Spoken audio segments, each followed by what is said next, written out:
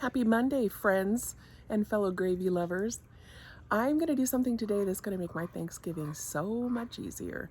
You know how when the turkey comes out and maybe it's being sliced and everyone gathers around the table and then they all start staring at you as you stand at the stove for 25 minutes trying to make gravy frantically? Well, let's make gravy ahead of time and that won't happen. I've probably been doing this for 10 or 12 years now, and I'm so glad because I can't stand that pressure. To me, the gravy was always the hardest part of Thanksgiving because I knew everybody loved it and I was the reason it wasn't in their mouths. So come with me into the kitchen and let's make gravy ahead of time and save ourselves a lot of stress on Thanksgiving.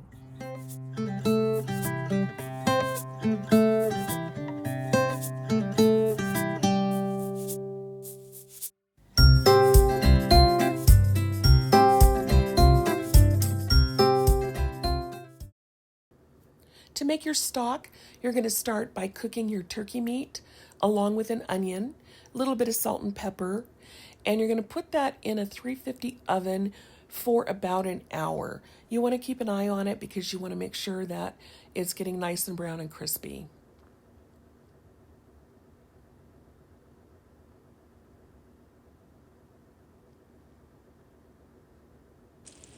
And this is what you're going for. Isn't that beautiful? You're going to put all of that in either a stock pot or in an instant pot, as I'm doing here. Cover it with water, and then you're going to cook it down for at least an hour on the stove and probably about 45 minutes in the instant pot. You want to make sure that meat is just falling off the bone so you get all the flavor in your broth. You're actually, though, going to also put the drippings from the pan here. We're going to deglaze the pan with a little hot water, pour all of that in the stock pot, and then, like I said, cook it down for at least an hour. Then you're going to pour everything off into a container and put a lid on it, put it in the fridge for another hour at least because you want to give the broth time to cool off so the fat can rise to the top because you're going to need that. So I'm going to use my 12-inch cast iron pan that I use for just about everything. But you can use a big pot, or I was going to use my grandma's Dutch oven, but it's still in our RV from our last trip. So I'm not going to use that. The first thing we're going to do is make a roux. And you can make a roux with any equal parts of a fat and flour. So what I'm going to use right now with this is mostly the turkey fat that I got off the top of all the drippings when it cooled down. But there's also a little bit of butter in there. Now, I'm going to tell you something. I am not a huge measurer because that's not how my grandma taught me to cook. If you're baking, baking is a science. And so you really can't just throw things in there and, not measure. You really do need to measure because there's alchemy going on. So, but cooking is not like that. Cooking really is more of an art than a science. And my grandma would say things like, honey, just put in enough sugar about the size of an egg, or that was how she would tell me to do things. Anyway, I'm heating this up a little bit. And what we're going to do is I'm going to show you how I do my roux because I don't measure, like I said. A little bit of butter, but mostly the turkey fat. And I'm going to see if I can pin it down for you a little bit more, but I think it's about 5 cups of liquid to a quarter cup of roux, or it would actually be a half a cup of roux because it'd be a quarter cup of your fat and a quarter cup of your flour.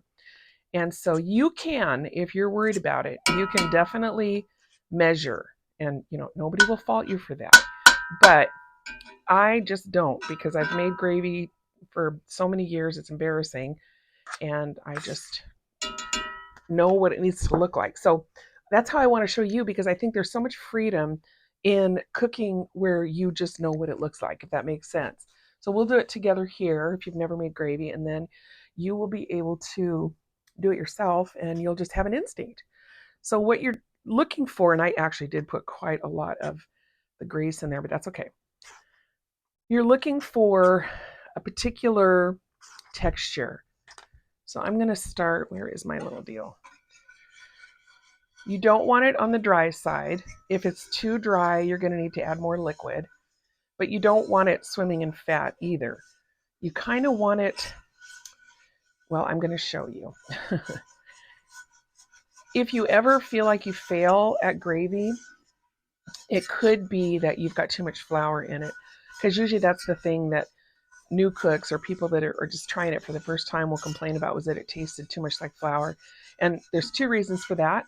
One is you put in too much flour and not enough of the fat, which I just did.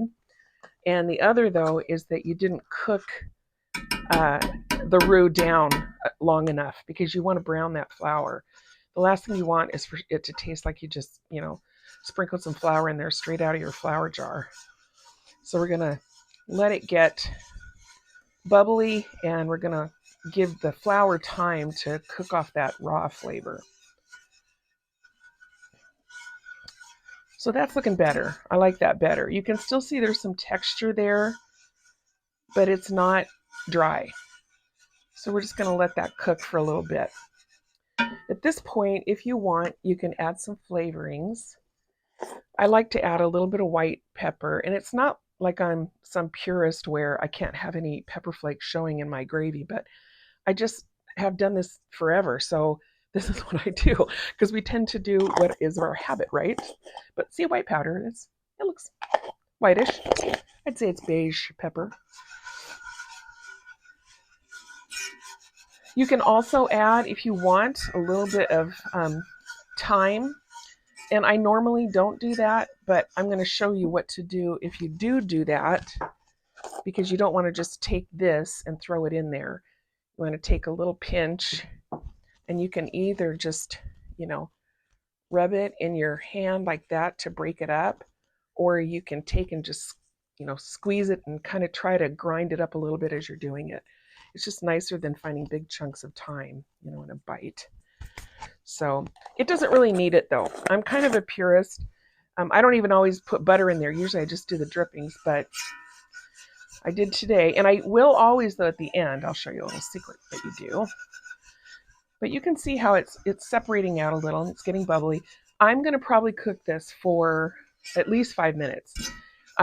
If it's not looking like it's cooking too fast, I'll let it slowly cook for maybe even 10. But it depends on how much time you have. And one of the really lovely things about doing this turkey gravy ahead of time is that you're not in a rush, and you don't have all those people at the table waiting, looking at you expectantly, with their impatience growing by the second. So you can take your time. You can do it the way you want to do it. So about salt, you can salt it a little bit, but here's the thing. We are going to season it at the end, and you don't really know yet how seasoned it's going to taste until after we get it to be the texture we want. And that was a little complicated, but what I'm trying to say is once we've added the chicken or the turkey stock, we're going to cook it down till we get to the texture that we want. And sometimes that flavor is more intense than others, and sometimes it's not. So it's better to hold off on the salt until the very end. Now, just because we have a little time while I am browning this, it is always, in my opinion, a good idea to have in your fridge some of this better. Can you see that? Let me see. Oh, where's my camera? I'm looking at this upside down. Some of this better than bouillon. Since discovering it, I have never been without that. I always have the beef and the chicken in the fridge, because when you're cooking and you just need a little bit of oomph, it doesn't hurt to put a tiny bit in there.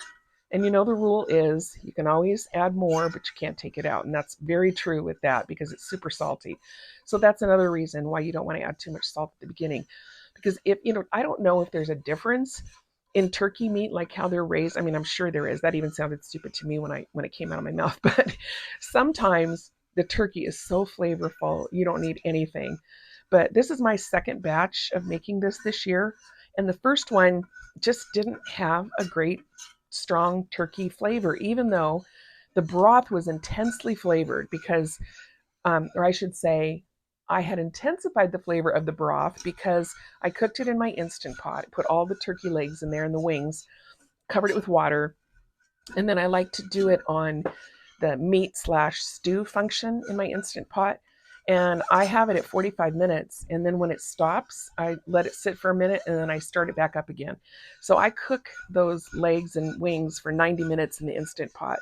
And then after I take out all the meat, strain out all the broth. I put it back in the Instant Pot and cook it on saute till it reduces some of the water out.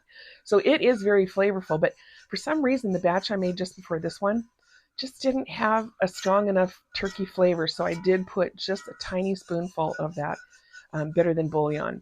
And if you don't have that, you can always buy those little bouillon cubes and keep those up in your cupboard. But the better than bouillon is just amazing. It's perfect. In a pinch, you'll be so glad you have it. Okay, so that's had some time. So I would love it if you would tell me in the comments what you're bringing to Thanksgiving this year if you're celebrating it. We're going to have two. We're going down to my mother-in-law's the day before Thanksgiving, and she's doing the turkey and I'm doing all the rest. And then the next day we're going to our son's and he is making a Cajun turkey. And the reason I'm doing a double batch is because he asked me to bring gravy because the Cajun turkey is delicious, but when you season your turkey like that, your drippings are going to taste like that. And that's not really it's not really the standard gravy that we're all used to. So that's what we're going to do. In years past, we've done what I like to call early bird Thanksgiving, where the Sunday before Thanksgiving, I will host it and have the kids over. And then on Thanksgiving Day, we would go down to my in-laws. But this year it just worked out better this way. We're going to take my uncle down. We lost my dad this year and my father-in-law. And so my uncle and my mother-in-law and the kids and Dave and I are going to be down there, and Ethan will be there, and it'll be a nice day. I started doing the early bird because you know how it is when your kids are grown and they have families of their own, and they have to they're always torn on the holidays where they're going to go. And I just didn't like seeing that angst in them every year. And I thought, I don't have to have them on the day of. I can do it a different one and make it easier on them. And I'll tell you what, there is something to be said for having Thanksgiving on the Sunday before because nobody is out shopping. You have the store to yourself. Okay, that's probably good enough. If I wasn't trying to fill all this airtime with talking to you, which I'm boring myself at this point, so we're going to move on. But I probably would give that a couple more minutes just to make sure that it's not too floury. So here is the stock that I've strained out. And like I said, I don't measure, so I'm going to put this in slowly. Here's where the magic of a roux comes together. Oh, and by the way, roux, now that it is settling a little bit, I could have put a little more flour in there, but I'm okay with this. It's not going to hurt anything. Anyway, the reason you want to have roux knowledge, and that's ROUX, by the way, French, of course, is because a roux is the basis of all white sauces, cheese sauces, cream of soups. I mean, you can do, a roux is really the basis of biscuits and gravy, which I'm going to make that here this week. I'm bringing little mini ones to our work Christmas party. So anyway, here's the magic of it is that I'll just be quiet for a minute. The fat and flour has been crying out for liquid. That's what a roux wants. And I just do it a little bit at a time and let the flour and the fat absorb the liquid. But you can already see how rich looking this is. This is going to be good gravy. Keep adding and keep adding. I think it is about, like I said at the beginning, I think it's about 5 cups of liquid to a half a cup of roux, which would be a quarter cup of fat and a quarter cup of flour. I think that is kind of the standard measurement, but in my book, you can never have too much liquid because, well, let me rephrase that. If you're doing it Thanksgiving Day, yeah, you kind of want to have it down to more of a science in terms of not having too much liquid. You want to kind of go slowly because people are waiting for you. But that's why I like doing it this way because I could put twice this much liquid in and let it cook down, for half an hour. And all that would happen is it would be more intensely flavored. So you can't overdo the liquid. But isn't that looking good already? Just going to let that absorb a little bit. Take a little taste. Oh my word, that's delicious. Very good. It does need a little salt. I'm going to add just a little bit. At the very end, I'll show you what I add, just at the very, very end.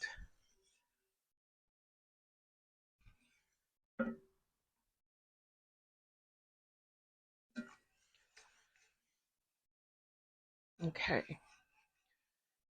So there's no point in wasting that much stock. So because this is not Thursday with everybody waiting on me, I'm going to pour it all in there because I'm pretty close. I can use it all, I can tell. And then what I'm going to do is just let that simmer. And it will reduce down, so the water will evaporate, but it's just going to leave all that great flavor behind. Okay, so I'm going to leave that to simmer for a little bit, and I will bring you back to it as soon as it's done. Okay, so it's probably been about 20 minutes, and I've just let it simmer and kept stirring it, added a tiny bit of salt, but I didn't want to overdo that. So now what I'm going to do, because we're at the very end, is show you two little things I add that I think just make it even better. One is just a little tiny bit of lemon juice, just the tiniest bit. Oh, and yeah, by the way, this is bottled lemon juice because this is real cooking with a real woman. And we don't always have lemon trees growing in the middle of our kitchen. Sometimes we have to rely on the bottle of lemon juice that is up in the cupboard. So, but then I don't know, there's just something about that. And I'm just going to take one more little taste of that. See, I just think it adds a lot, but you don't want to overdo it, a small amount. And then what I like to do is add a little bit of butter for silkiness. Butter makes everything better, as does bacon grease, by the way. Don't listen to all those dietitians. Okay, we'll just let that. I'll get my other little clean spoon. Oh my word. I could drink that with a straw. Okay. Well, now all that's left is to try it on something. And we don't have turkey, but we do have homemade dinner rolls. So I'm going to try this on a dinner roll. Oh, can I even talk? I think I'm too excited.